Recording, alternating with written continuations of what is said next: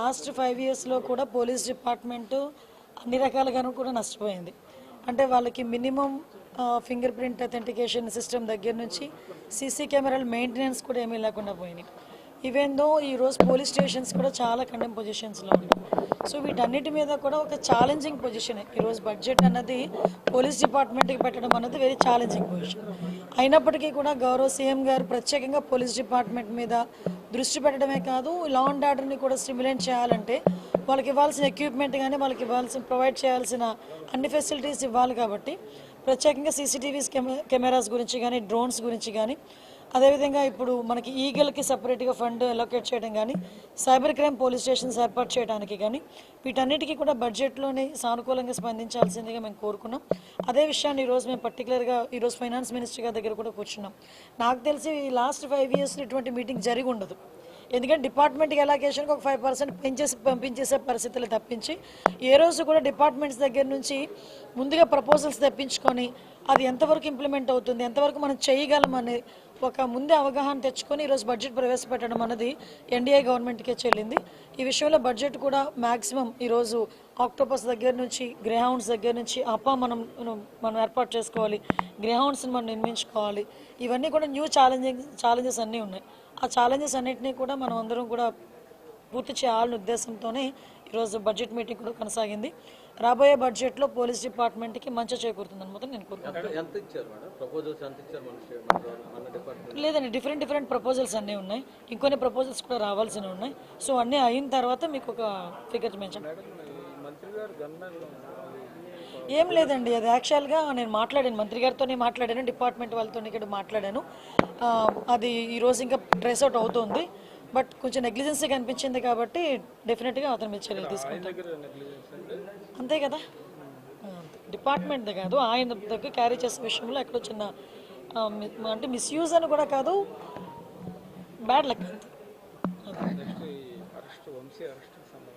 ఏముంది, చట్టం తన పని తను చేసుకెళ్ళిపోతుంది. ఏదైనా తప్పు చేసిన వాడికి ఏదో టైంలో శిక్ష తప్పదు, వెళ్తుంది. దానికి మనం రకరకాల మనుషులు రకరకాలుగా మాట్లాడుతున్నారు. నిన్న వైఎస్ఆర్సీపీ వాళ్ళందరూ బయటకు వచ్చి డీసీపీ ఆఫీసులో మాకు రిప్రజెంటేషన్ ఇవ్వలేకపోయాము, ఇలాంటి మాటలు మాట్లాడుతూ ఉంటే కర్మ సిద్ధాంతం అన్నది నాకేదో గుర్తొచ్చింది. కొన్ని కర్మ సిద్ధాంతాలు కూడా ఉంటాయి కదా. లాస్ట్ టైం మీకు వాళ్ళకి గుర్తు చేయాలి, మమ్మల్ని కనీసం డీసీపీ ఆఫీస్ గేట్ కూడా ముట్టుకొని ఇచ్చేవారు కాదు. మా పార్టీ ఆఫీస్ నుంచి మేము బయలుదేరితే అక్కడ ముళ్ళ కంచెలు లాంటి వేసి, ఇనుప కంచెలు వేసేసి, పోలీస్ ప్రొటెక్షన్ పెట్టేసి మమ్మల్ని లోపల కూడా వెళ్ళకుండా కిలోమీటర్ అవతలే మమ్మల్ని ఆపేసే పరిస్థితి. ఈరోజు చాలామంది ఈ 7 నెలల కాలంలో డీసీపీని కలిసిన సందర్భాలు చాలా ఉన్నాయి. వైఎస్ఆర్సీపీ వాళ్ళు, ఇదే ఎక్స్ మినిస్టర్ సంబటి రాంబాబు వీళ్ళందరూ కూడా ఈ 7 నెలల్లో 2-3 సార్లు వెళ్ళి డీసీపీని కలిసిన సందర్భం కూడా ఉంది. నిన్న డీసీపీ గారు ఏదో బిజీగా ఉండుంటారు, అక్కడ ఉన్న వాళ్ళకి ఇచ్చి రావాలి. దానికి ఇంత రాద్ధాంతం చేసి మళ్ళీ పైగా డీసీపీ ఆఫీస్ను కూడా, అంటే వాళ్ళు బ్యాక్ ఒక్కొక్కసారి వెళ్ళి వాళ్ళ గతం కూడా ఒకసారి గుర్తు తెచ్చుకుంటూ ఉండాలి. దాన్నే కర్మ సిద్ధాంతం అంటారు. అది ఎలా మర్చిపోకూడదు, మనం మర్చిపోయిన కర్మ అన్నది మర్చిపోదు కదా, అదే జరుగుతుంది. అక్రమ అరెస్ట్ వైసీపీ ఎప్పుడు అక్రమ అరెస్ట్ అంటుంది. మమ్మల్ని చేస్తేనేమో అవి కరెక్ట్ అరెస్టులు, ఇవేమో అక్రమ అరెస్టులు. అందులో పెట్టినవేమి సెక్షన్స్ ఒకసారి చూసుకుంటే దానికి అనుగుణంగానే కోర్టు కూడా సబ్మిట్ చేశాము. జడ్జి గారు కూడా రిమాండ్ విధించారు. ఫర్దర్గా ఏం జరుగుతుందని కోర్టులు చూసుకుంటారు. 6 నెలలు 8 నెలలు అవుతుంది కానీ చాలా కేసులు విషయంలో నిర్లక్ష్యంగా ఉన్నదన్నటువంటి ప్రధానమైనటువంటి ఆరోపణ మీ కొత్త క్యాడర్ నుంచే వస్తుంది. సోషల్ మీడియాలో పూర్తి స్థాయిలో మీకు వ్యతిరేకంగా పోస్టులు పెడుతున్నారు. మీకు విషయం ఏంటంటే, ఇప్పుడు ఏదైనా చాలా జాగ్రత్తగా చేయాలండి. ఇది లా అండ్ ఆర్డర్కి సంబంధించిన విషయం, కోర్టులకు సంబంధించిన విషయం. ఒక కేసు పడింది అనుకుంటే ఆ కేసు ఎందుకు ఏ రకంగా పడింది అవన్నీ కూడా మేము కూలంకషంగా మేము చర్చించుకోవాలి. ఒక డీటెయిల్ రిపోర్ట్ ఇవ్వాలి అనుకుంటే కనుక మేము అంత స్టడీ చేయకుండా మేము ఇవ్వకూడదు. అంటే ప్రతి ఒక్క విషయంలోనే కూడా అందరికీ న్యాయం జరగాలనే కోరుకుంటున్నాము. తప్పు చేసిన వాడికి శిక్ష పడాలని కూడా కోరుకుంటున్నాం. మీరు అబ్జర్వ్ చేసుకుంటే లాస్ట్ విజయనగరం జిల్లాలో ఒక పోక్సో కేసు ఒకటి వచ్చింది. పోక్సో కేసులో 3 నెలల కాలంలోనే అతగాడికి జైలు శిక్ష పడింది.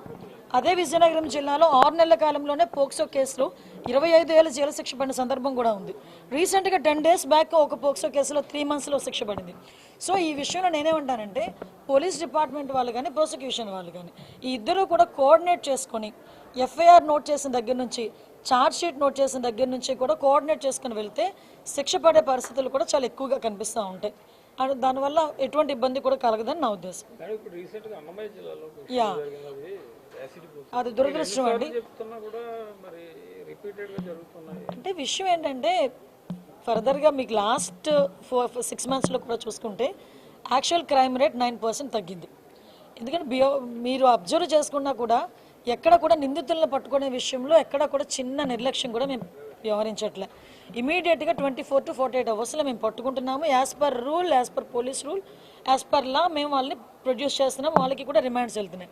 మ్యాక్సిమం వాళ్ళకి శిక్ష తొందరగా పడేయడానికి కూడా ఛార్జ్ షీట్స్ ఓపెన్ చేయడం కానీ, వాటికి సంబంధించిన క్లూస్ ఇవ్వడం కానీ, ఫోరెన్సిక్ రిపోర్ట్స్ ఇవ్వడం కానీ చాలా తొందరగా డిపార్ట్మెంట్ వాళ్ళు చేస్తున్నారు. కాకపోతే 1 or 2 సిచ్యువేషన్స్ డెఫినెట్గా జరుగుతున్నాయి. ఈరోజు చూస్తే అమ్మాయితో నేను వాళ్ళ తల్లిదండ్రులతో కూడా నేను మాట్లాడాను.